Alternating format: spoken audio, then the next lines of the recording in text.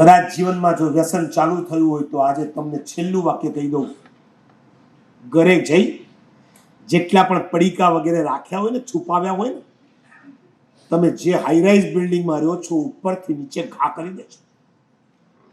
નહીં, સાચે કહું, ઘણી વખત એમ થાય છે કે તમારા કરતા અજયનોને બચાવવા સહેલા છે, જૈનોને બચાવવા ખરાશ છે. છાતી તમારી લાઈફની અંદર તમે કોઈ પણ વ્યસનનું સેવન કર્યું હોય તો મારી આગળ કબૂલાત કરવાની છાતી છે 56ની. બચાવ કરશો, આઘા પાછા થઈ જશો. હું તમને કહીશ કે ઊભા થઈ જાઓ તમારી તાકાત હોય તો, તમે નહીં થાવ. તમારા કરતા અજય છે ને, અજય, આ મારા જેટલા પણ અહીંયા બેઠા છે ને આર્ટિસ્ટ, ત્યારે વાળા અજય છે. ભાઈ ખાવ છો માવો, મસાલો, ગુટકા, તો આટલો મોટો અંબોડો કેમ થઈ ગયો?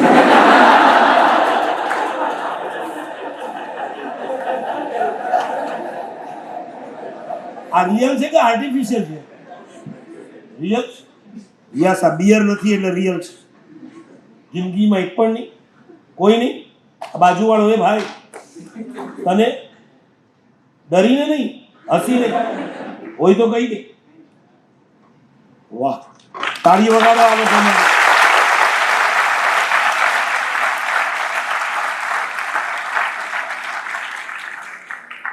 ચિરંજીત, તને આજે તારા આર્ટિસ્ટો મને તાળી વગડાવી 9,000 રૂપિયા જૈન સંઘને ભેટ આપીને જજે.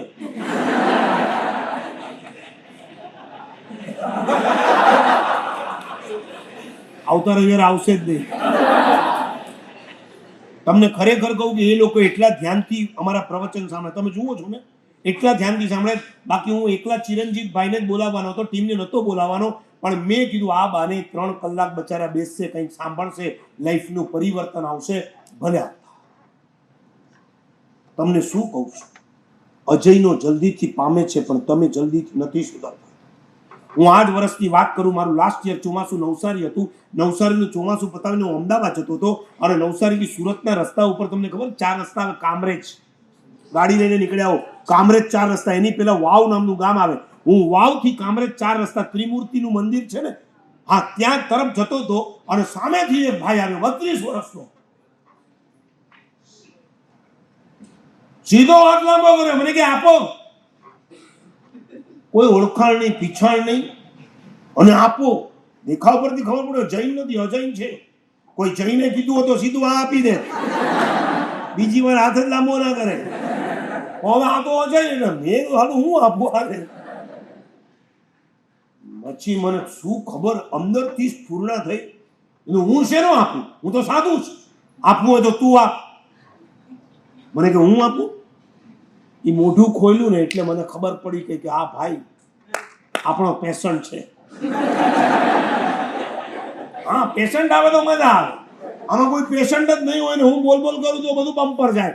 થોડા ઘણા તો પેશન્ટ હશે કે નહીં હોય, તમારી આજુબાજુમાં જ હશે કે નહીં હોય. ઘણા તો અંદર આવતા પહેલા મારી દીધી હશે. અરે આમ ફ્રેશ થઈને સાંભળવાનું, પછી બહાર નીકળે એટલે બીજી, અરે યાર બોર થઈ ગયા. મેં એને કીધું હું શેનું આપું? તું મને આપ. મને કે હું આપું? હા તું. મને કે શું આપું? હું તારા ખિસ્સામાં જેટલા પણ માવા, મસાલા, ગુટકા, પાનના પડીકા હોય ને યાર. મને કાંઈ જ ખબર નથી. બમ્પર, મેં તો ખાલી બમ્પર બોલ જ ઠોક્યો હતો. લાગે તો તીર, નહીં તો થૂક્કો. એને ખરેખર હાથ નાખ્યો અને 5-15 પડીકા બહાર કાઢ્યા. કારણ કે એને મને પ્રશ્ન કર્યો કે મારા સાહેબ હું સુખી થઈશ કે નહીં. મેં કીધું સુખી થવું છે ને, આનો ઘા કર પેલા.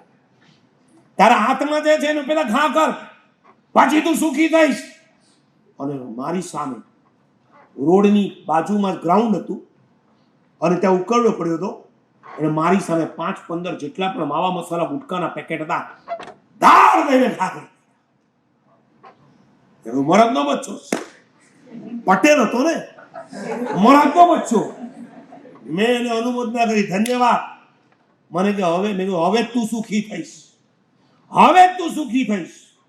એને મેં વાસ્કેપ નાખી, મંગલિક સમ્રાટ પાછો ગયો. એ આગળ, હું જરા આગળ, ત્યાં પાછો આવ્યો. હવે હું બાકી રહી ગયું. મને કે બીજું હવે કોઈ વ્યસન નથી, એક ચા પીવું છું તો એ ચાલશે? મેં કીધું ભાઈ હું એ પીવું છું, તું રવાનું ખા.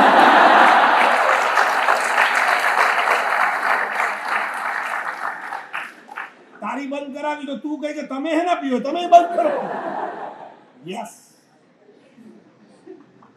જિંદગીમાં જે વ્યસન ચાલુ હોય એને છોડવા માટે 1 મહિનો મહેનત કરવી પડશે, ખાલી 1 મંથ.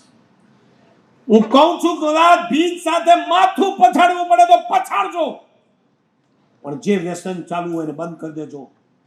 આજે તમે નહીં પછાડો તો આખી જિંદગી તમારા પરિવારે માથા પછાડવા પડશે. આખો પરિવાર માથું પછાડે કરતા બેટર તમારી લાઈફમાંથી આ ગલત વ્યસન નીકળી જાય.